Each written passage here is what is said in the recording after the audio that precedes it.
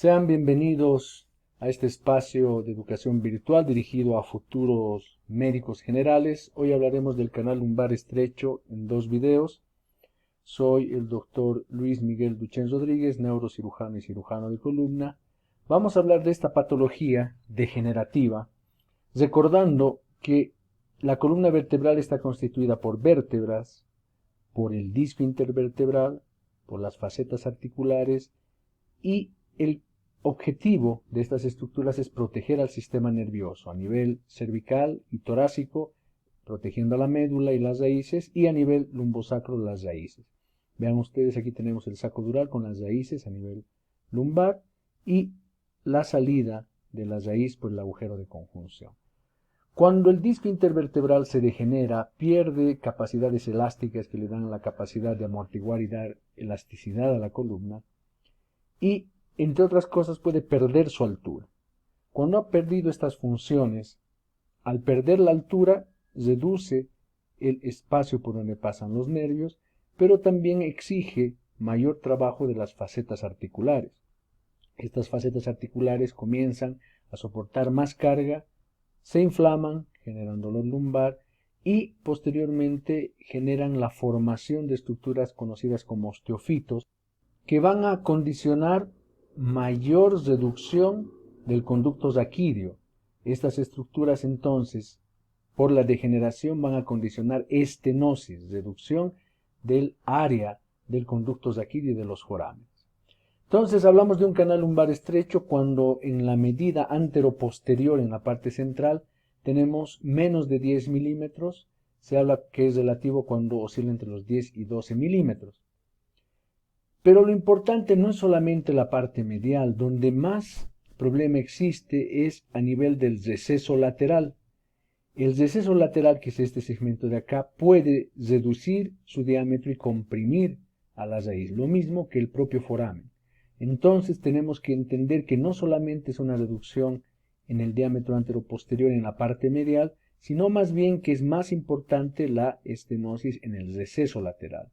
Reitero, esto se va a producir porque hay una hipertrofia, un crecimiento del ligamento amarillo, una hipertrofia de las facetas y la formación de estructuras óseas anómalas que van a reducir el espacio por donde pasan las estructuras neurales. Hay dos tipos de canales lumbares estrechos, los congénitos y los adquiridos. Los congénitos o del desarrollo están relacionados con la condroplasia o la forma idiopática, y el canal estrecho adquirido con la degeneración sin listesis, degeneración con listesis, el tipo iatrogénico, traumático y metabólico, y por supuesto que hay la combinación de ambas. En este capítulo lo que estamos haciendo es tratar sobre el canal estrecho degenerativo sin listesis y con listesis. La estenosis espinal lumbar, que es el otro nombre del canal estrecho, se manifiesta con claudicación neurógena, es decir, el paciente que tiene el canal estrecho va a tener una lumbalgia gradual cuando camina largos trechos. Es gradual el compromiso porque hay personas que podían caminar 20 cuadras sin problema, al año solo pueden caminar 10, en 3 meses solo 5, y así van reduciendo la capacidad de movilizarse. Esta lumbalgia gradual se asocia a dolor en las piernas y se acentúa al estar de pie al caminar y cede con la sedestación. Y algo es importante en la claudicación neurógena es que el paciente va a calmar su dolor si se sienta o si es que se recuesta. Lo que le diferencia de la claudicación vascular, que va a ceder independientemente de la posición si el paciente deja de caminar. Entonces, hablamos de la claudicación neurógena como el principal síntoma para la estenosis lumbar. Entonces, entendamos nosotros que hay una compresión de las raíces por la presión de las estructuras adyacentes y que el paciente cuando camina aumenta su demanda energética, pero esta demanda no va a poder ser cubierta porque la sangre no va a llegar en la cantidad necesaria. Hay poco espacio para que se dilaten los vasos nervorum y llegue la sangre suficiente, y por lo tanto el paciente va a terminar haciendo una isquemia de las raíces lumbosacras generando el dolor. Por eso es una patología que manifiesta su sintomatología de forma dinámica, es decir, el paciente en reposo puede estar asintomático, pero genera las molestias cuando entra en acción. Entonces, este dolor tiene esta representación, no es un dolor irradiado como el de la ciática, sino tiene esta irradiación. La claudicación neurógena tiene una sensibilidad del 60%, pero es altamente específica. Entonces, recordemos que el paciente va a tener dolor, puede también tener parestesias e incluso sensación de debilidad en extremidades inferiores, que puede llegar a ser real cuando existe una compresión prolongada o muy importante. En el examen neurológico podemos encontrar pacientes que no muestran datos claros, es decir, que no tenemos signología en el momento del examen hasta en un 20% aproximadamente. ¿Qué quiere decir eso? Que el paciente va al consultorio, vemos los reflejos normales, sensibilidad normal, todo normal, pero recuerden que es una patología dinámica. Podemos encontrar también hiporreflexia rotuliana y aquilia, y algo importante que deben recordar es que cuando hacemos hiperextensión, el agujero de conjunción reduce su tamaño y por lo tanto, si el paciente tiene una estrechez del canal va a tener dolor. En cambio, va a aliviar cuando hace flexión. Por eso es que muchos pacientes asumen esta posición, que es llamado el signo del carro de supermercado. Para disimular su dolor se apoya en el carrito y de esa manera está en flexión. Es por eso que podemos nosotros detectar esto, reitero, cuando ponemos en hiperextensión al paciente y él manifiesta dolor.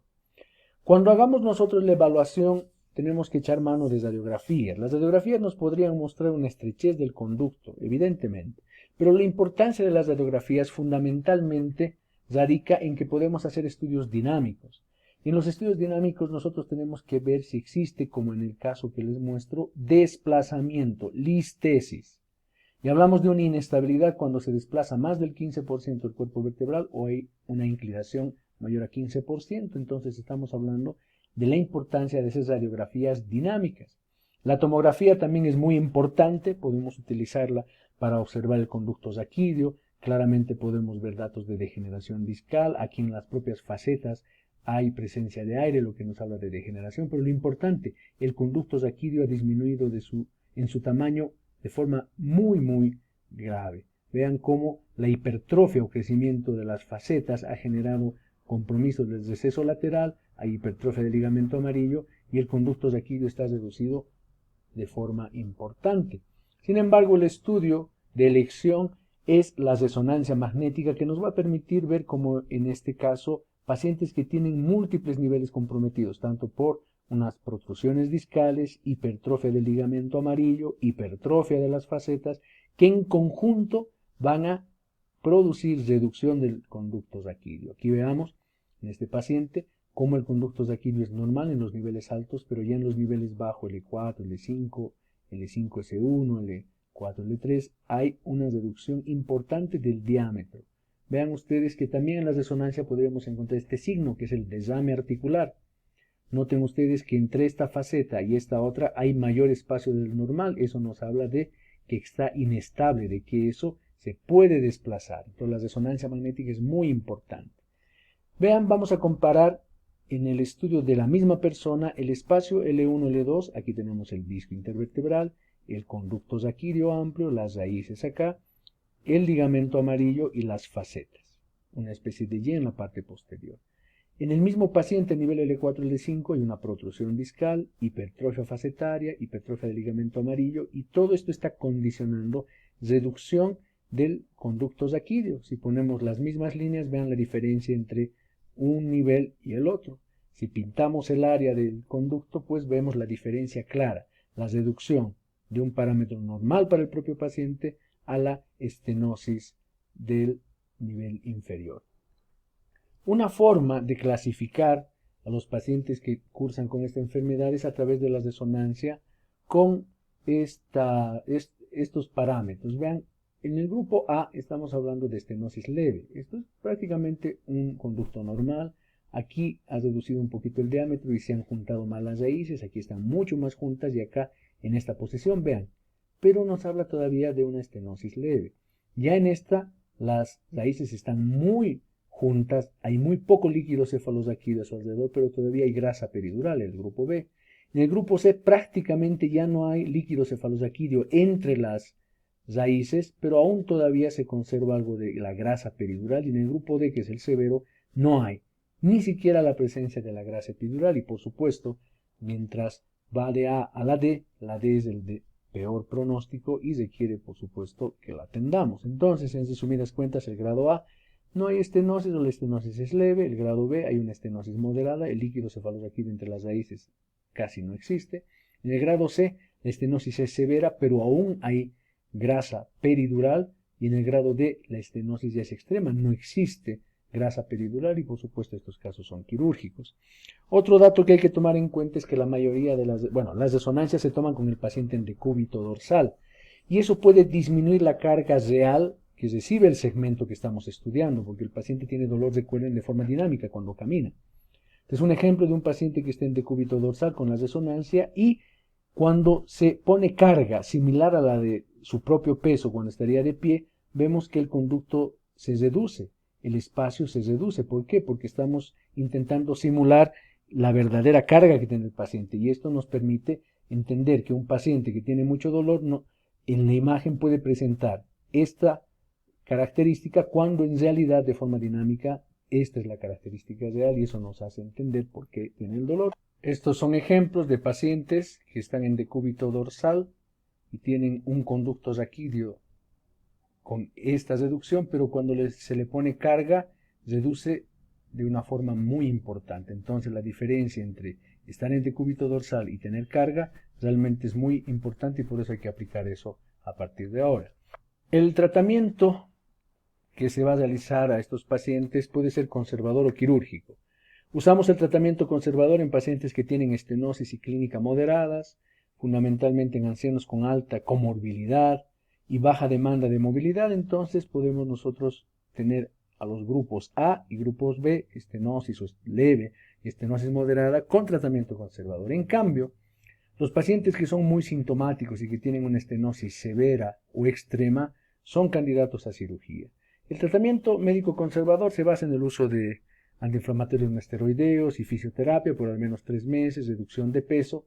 En este tipo de población siempre se debe intentar eso, pero tener precaución con el uso prolongado de ANs porque puede condicionar hipertensión, insuficiencia renal, gastritis y por eso muchos de los pacientes van a terminar con tratamientos percutáneos.